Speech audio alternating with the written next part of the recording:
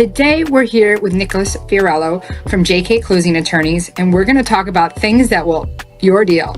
Tell us about some things that happen in the industry that can really mess up your deal, that can really put you in a real big bind as an agent, and you're going to wish you never became a realtor. Realtors have to be really careful with is when they list a property, they need to really speak to the seller and the homeowner as to whether they did work on the property or not, because what these municipalities are doing now is they're auditing each listing that they see. One of the things that I think is also important to touch on today is about condos with their lack of keeping up with the laws, leading to giant special assessments, and where do we stand with associations getting to where they need to be today with their finances. You have different aspects of a transaction that can be significantly impacted by this shutdown and the delays that are caused by the shutdown, and because of that you might have the other party not willing to wait for that to be resolved, and then boom, you have a blown up transaction. Hi everyone, welcome to Making Money with Laura Sanders, and I am your host, Laura Sanders.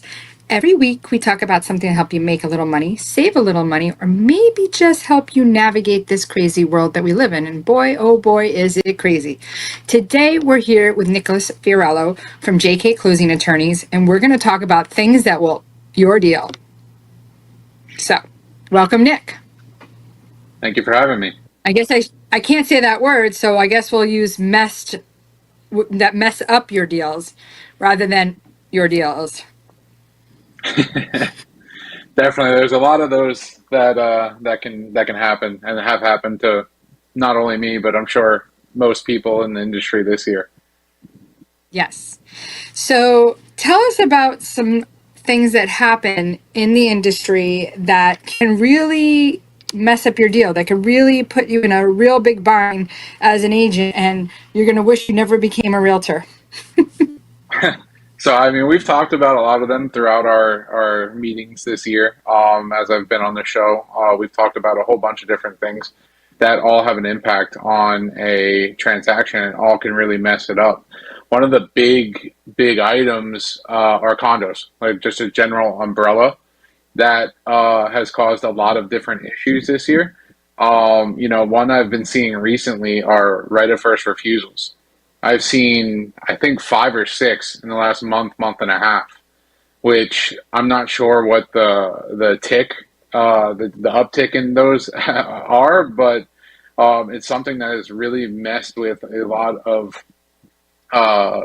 transactions that we've had where the association or the members of the association have a right of first refusal and can pretty much kick a buyer out of a transaction and replace them with somebody of their choosing. So, At the same price, of course, though, right? Yeah, everything has to stay the same. The contract pretty much stays the same. I suggest executing a new contract with the same exact terms. And that buyer basically has to step into the shoes of the existing buyer or the original buyer. And usually these associations, I'm not sure what the exact reason is, but they have somebody ready to go, or the association themselves can step in and purchase the unit and then sell it later. But they have to follow the same terms. We had one recently where the buyer was going to sign a FERPTA affidavit for the seller to not have to withhold any FERPTA funds to be remitted to the IRS. And the new buyer couldn't do that because it was an investor. So it wasn't substantially the same terms as the original buyer, and we couldn't move forward with it. So they ended up finding a different buyer to substitute in, which would end up, matching the terms. But, it's something that messed up the original transaction and then led to a delay because they couldn't substitute a correct buyer in. Can they delay? And it was a whole big fight. It was. Can they delay? They can't delay. No.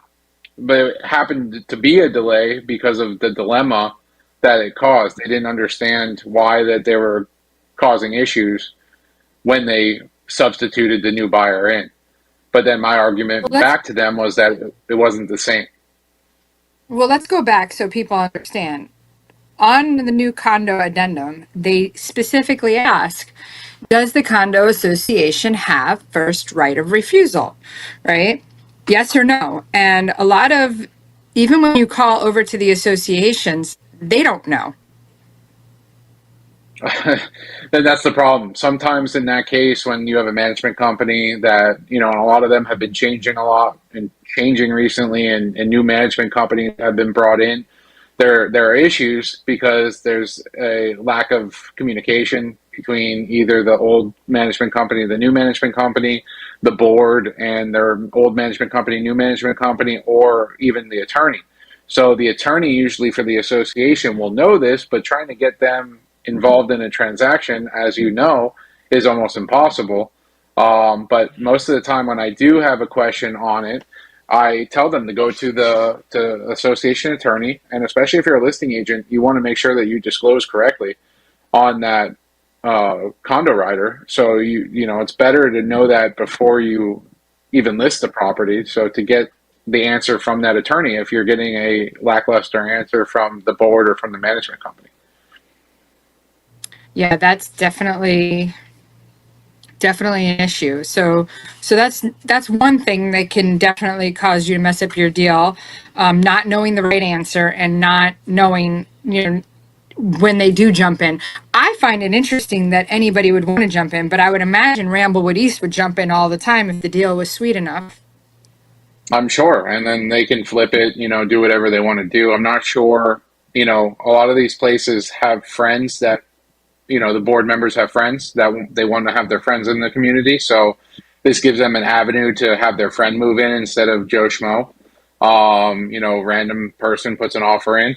So I'm not sure what the motivation is. Sometimes, it's to keep like-minded people in the same place. I'm not sure, but it is something that I've seen an uptick in, and seeing like five or six in the last month or two. That's a little crazy. That's That's more crazy. than I've. I can't believe you saw that many in the last month or two, but okay. Yeah, yeah. It is what it is.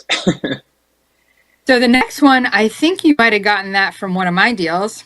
I know Condo where you're code going. violations on associations, uh, and not getting partial release because of permits. Yeah, so this is a big topic. So I think we're going to be talking about this for a little bit, but and it has to do with milestone inspections, structural integrity reserve studies, has to do with associations, condo associations in particular, not following the protocols and procedures they needed to for the last 10, 20, 30, 40, 50 years. You have a lot of these old buildings that were falling, out of compliance. A lot of special assessments that have been needed to be made, and this is all correlated together because the board or the management companies or the association in whole were not doing what they needed. So nowadays we have the new laws that we've talked about previously, new stringent standards that need to be met by associations. And in order to meet some of these standards, some of these issues have to do mainly, and the crux of the issue is because the association has not done what they're supposed to do.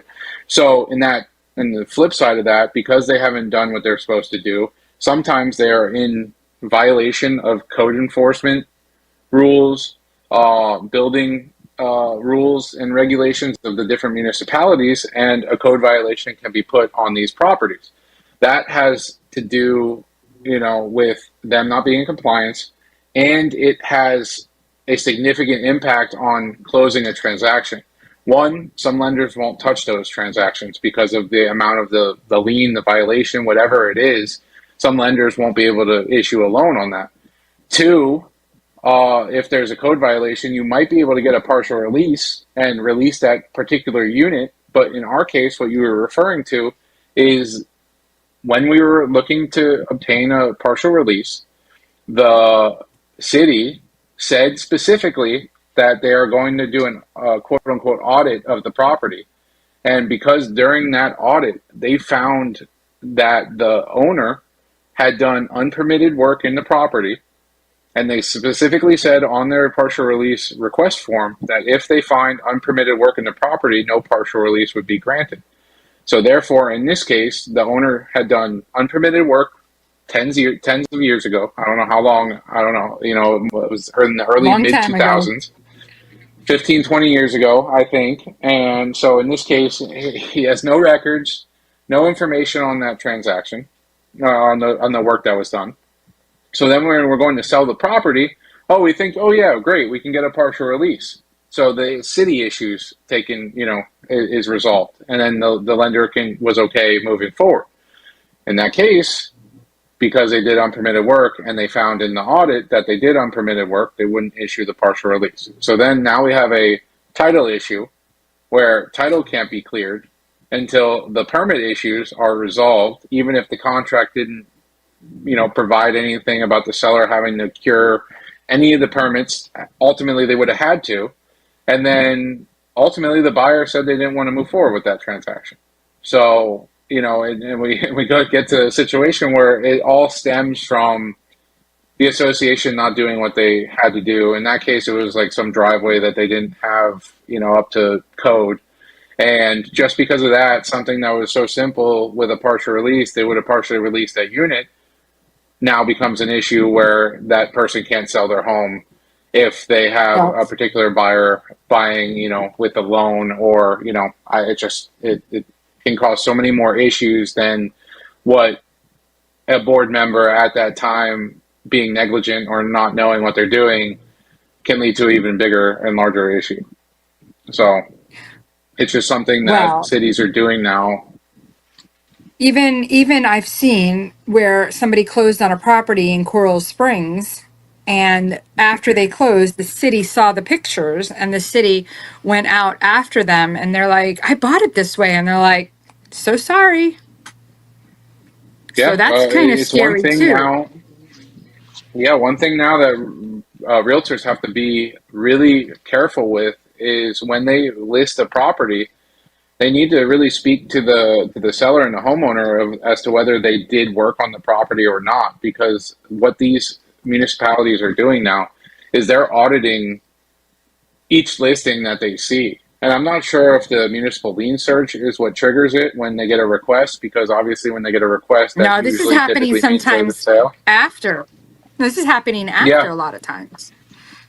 but they have So, somebody dedicated in these municipalities to find these inconsistencies and then to go after them and either violate the property or, for unpermitted work or something, which could really impact a closing as well. well, let me ask you a question. Let's say, if, though, you get a seller's disclosure, and the seller's disclosure does not say that they did any unpermitted work, because that is a question, right? Will that become an issue later on? Well, it depends, because ultimately the seller might not know it was unpermitted or required permits. They're not the Right, but expert if at the that time. buyer later on gets nabbed by, will that be an issue? It could be, but the buyer How, would ultimately, well, the buyer would I mean, ultimately have realistically, to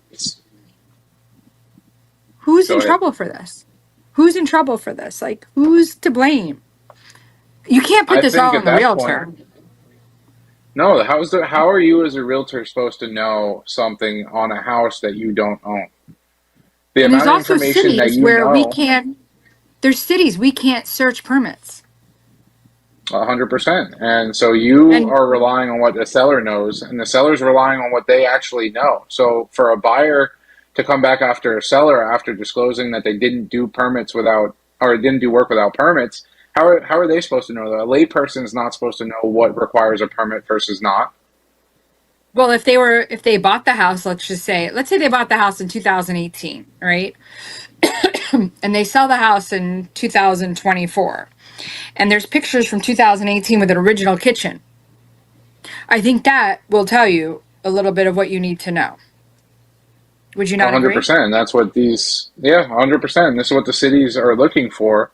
Is they look back on prior listings. They look at a prior listing versus a new listing. A realtor listing agent puts on their, on their listing, brand new kitchen, brand new bathroom, brand new whatever. It seems like those keywords are triggering the city to go back and look at previous listings or previous, work on the house and see if there are permits that match that work. And if not, then they're coming in and assessing a violation, a building violation.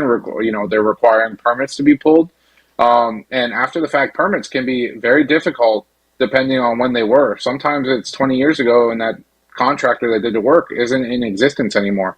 and you have to have a new contractor come in and certify the work of somebody else 20 years ago. It's very hard to find somebody to do that and put their name It and license is. on the line for that. So, We're it going to go becomes to a commercial very, break. Go ahead, say it again.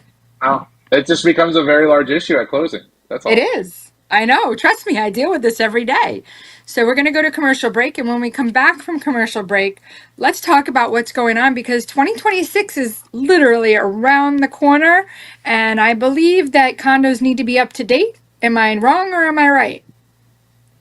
They extended the deadline again, I believe. Oh, well, let's talk about that when we come back. But stay tuned to see some of our amazing sponsors. We'll be right back. At JK Closing Attorneys, we do all of the same things that a title company does, but with the benefits of being a law office. We can help with residential real estate, short sales, commercial real estate, refinances, 1031 exchanges, and FIRPTA withholding. Contact JK Closing Attorneys today at 954-332-3111. Again, that is 954-332-3111. Priority One Credit Union of Florida is a welcoming credit union that makes your financial success our number one priority. We offer lower loan rates, higher deposit rates, and common sense local loan approvals, with nationwide access through shared branching. Hi, I'm Dina Hennessy, President and CEO at Priority One Credit Union. We are open to the community. Anyone can be a member of our credit union, and we would love to have you. Contact us today at 954-335-5100. You can also reach us at PriorityOneFL.org. Your financial success is our priority. That's 954-335-5100.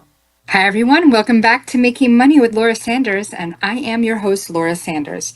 Today, we're here with Nick Fiorello from JK Closing Attorneys, and we're talking about what will mess your deal up. And let me just tell you something. There's a lot of things out there that really can mess your deal up, and we're not even going to touch the surface. But one of the things that I think is also important to touch on today is about condos with their lack of keeping up with the laws, leading to giant special assessments. And where do we stand with associations getting to where they need to be today with their finances? So welcome back, Nick. Thank you. So, last year was the deadline, initially, the end of last Right. year. They extended it to the end of last year. And then I'm pretty sure they just extended it. I don't have the exact date. Another year? And the specifics. I'm not sure if it was another Not year another or not. year. I need to go look that up. Yeah, we I'm need not to know sure. that. I So you hope don't it's have not to look it another up year. now, but I hope that you can get back to us with that so that we know what we need to be doing moving forward.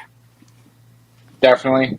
Next time I'm on, I will have a up to date assessment of the new laws and the new extensions. But I do Yeah, because want to touch as an on agent, no, go ahead. no, I want to touch on the fact that this is leading to a lot of problems within the condo community and the sales of condos. I saw a special assessment for $123,000 per unit this year. That is a lot of money for a less than $1 million condo. So you're talking about almost a quarter of the price of the actual condo is being charged to you as a special assessment. So when I say really large special assessments, that's what I mean. Of course, that was the most dramatic one. But that can significantly ruin a deal and any future deal for that property. Yeah, but that would go on to the old owner, and then the new buyer would take the benefit of that, typically, usually.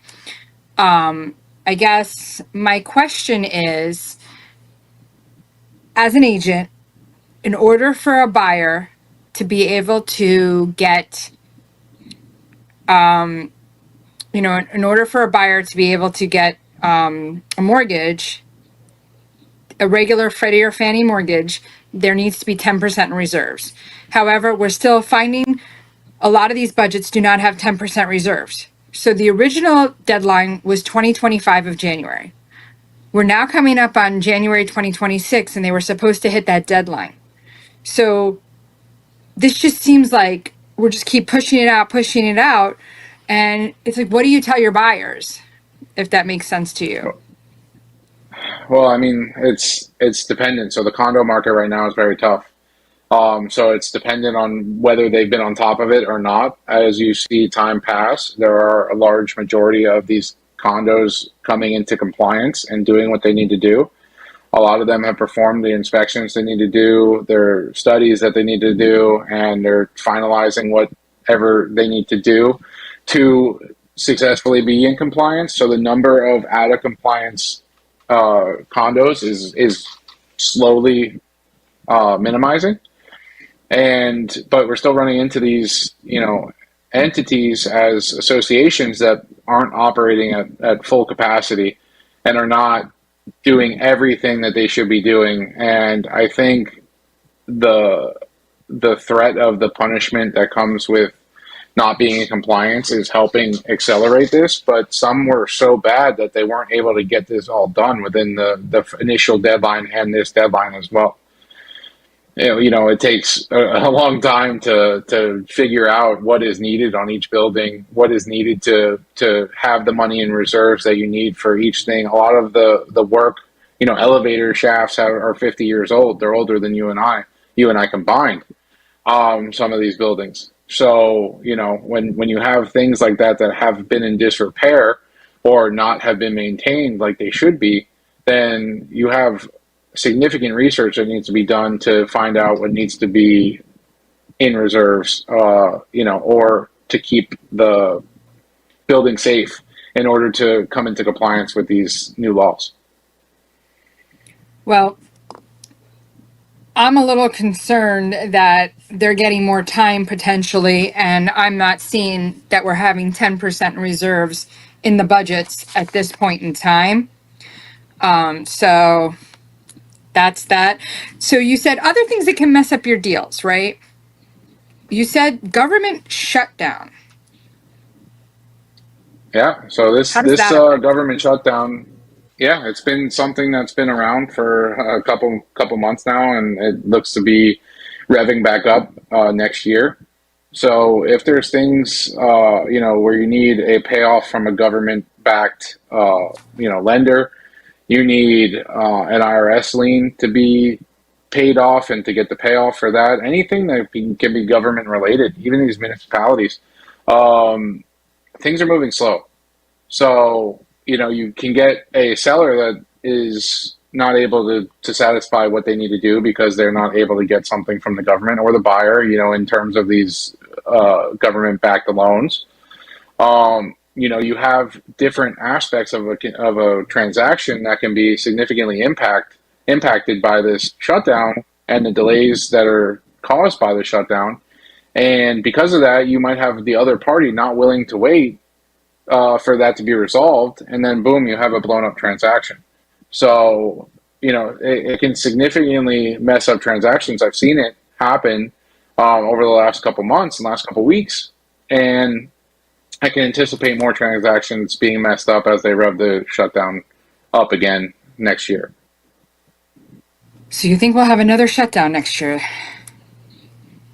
They're saying it. You never know. I'm not the government, so I hope not. But you never know, and I hope not for the sake of our transactions. I hope that everything can run smoothly and as smoothly as possible.